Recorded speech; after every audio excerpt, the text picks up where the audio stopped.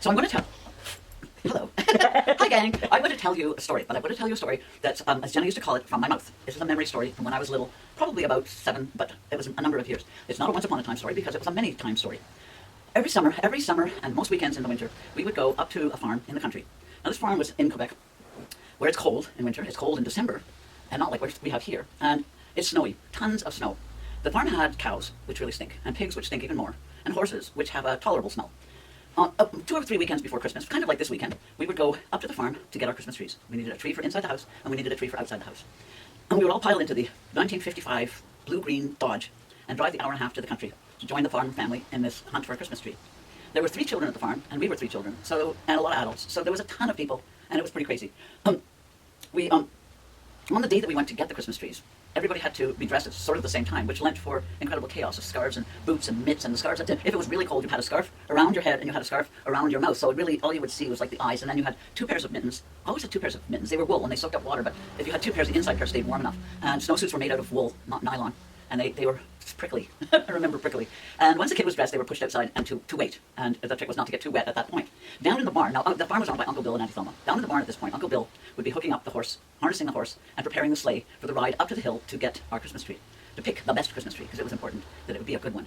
The horses, now, we're not talking here like the horses that you see riding or racing that you see on YouTube and stuff. We're talking work horses here. They had feet like this big. And the feet had hair that came down. It was white. The horses were black, and they had a white blaze on their forehead, and they had white fur on their feet, and their feet were big, and they clopped. But they were work horses. These were not. These were farm horses. Uncle Bill used them in the fields to pull the hay wagons and to do the raking and do the turning of the soil. They were working horses. In winter, they were pretty bored, so they were very happy to do this trip. There was a pair of them when I was young. There was a pair of horses. They were exactly the same, King and Floss. They both had the markings, and they both were black with the white feet. They were just gorgeous. The sleigh was actually just a working sleigh that was used to drag things around the farm. It was actually a platform, just wood, on top of runners where he'd carved kind of a curve at the front of this log so that it would be able to pull through the snow. And it was a heavy thing. And he would cover it with hay and blankets and, I don't know, it feels like there was other stuff, but maybe there wasn't. It didn't need anything else. And he would hook the horses up to that. So it's not like a Hallmark Christmas horse and carriage with the little long sleigh thingies and fancy stuff. Just plain old farm sled with a horse that was just ready to do his job. The horses just loved doing this thing. He had a way he talked to them softly, and he talked to them in a language that didn't sound like English, although he did explain to me when I was older that there was like a language to horses to tell them to go left or right, which is G and Ha, or G and Ha, can't remember. And then, of course, to go forward, it was giddy up, but he was a gip. It came as one word, one syllable. And then stop was whoa, of course, but it was all done in an undertone, and they worked together. He didn't have to touch them. He didn't have to even necessarily have leads on them. And the sleigh, of course, I've mentioned. All right, the horses, of course, at this point are realizing something is up, and they're dancing in anticipation. And I have a skip page. So inside the house, of course, chaos is ruling, because everybody's now trying to get the pair of mitts and the pair of boots in the right size on the right kid. And it's a bit crazy, and the excitement's high, because this is a big adventure. We do it every year. We know that it's going to be a bundle of fun. We would go outside when we were dressed, and we would watch for Uncle Bill to bring the sleigh around the bottom from the barn up onto the road to the house. And the team would be steaming with by then they're sweating, and the steam's coming off them, and they're prancing and grinning. If horses can grin. And the team was beautiful. Years later, Floss died, and King would do it alone. I can remember just him pulling the sleigh. And then years later when he passed, I guess we had a tractor, which was less romantic, but it was by then we were older and I don't think we cared as much. The scene as a kid was important. Kids were loaded onto the sleigh. The smallest ones went into the middle where it was safest and bundled into the hay. And then the older ones coming out from that, teenagers would like to hang their feet over the edge and court death because, of course, the sleigh was not, it didn't have direction. And they would slip and slide around on the road. Much to it, we were jostled and jiggled and it was fun and we laughed. Kids would fall off. There was adults walked beside the sleigh to pick up the kids that fell off. Nobody was ever injured in my memory. Up the lade onto the main road, and then a little bit along, we would turn onto a road that went up to the hill. Now the road was never used in winter, so the snow had covered it over, and there's ruts, of course, because anything else that's gone up there has made the ruts in the dirt. And so the sleigh would fall into the ruts and jiggle around. The horses knew where the road was; they would just go because they knew where they were going. And we would go. It's not even that far, a city block maybe into this, into the field, and then the forest was at the edge of it. And at the edge of the forest was where we would do our tree hunting. We sang, we screeched, we laughed. It was great fun. The snow was it's the snow because nobody goes there. It would be like sparkling and just a blanket of sparkling snow and beautiful. Getting off the sleigh, of course, you would disappear into the snow if you were little. So smaller kids were carried. Other ones I can remember tracking my dad, just trying to stay in his footsteps so my boots didn't fall off in the snow. I didn't get stuck in the snow.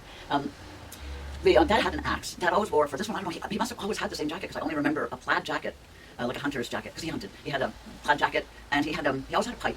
And he had a fur hat that he wore that was like a wedge thing. And he had his axe, and we would go off to find the perfect tree. So the perfect tree, of course, we would look at like this giant tree and say, that one. And he'd laugh and say, no, it's got to fit in the house. But in the wilderness, they don't look that tall. It looks like a tree, it's fine. But so we learned smaller trees that would fit in the house. It didn't have to be you didn't want it to be too full because you had to put ornaments on it. We had a ton of ornaments. So it could be pretty skinny even. And Dad, this is my first ecology concept was that we took a tree that was next to another tree to allow this tree to have more growth. So you could pick a tree with a bad backside because it was going up against the wall.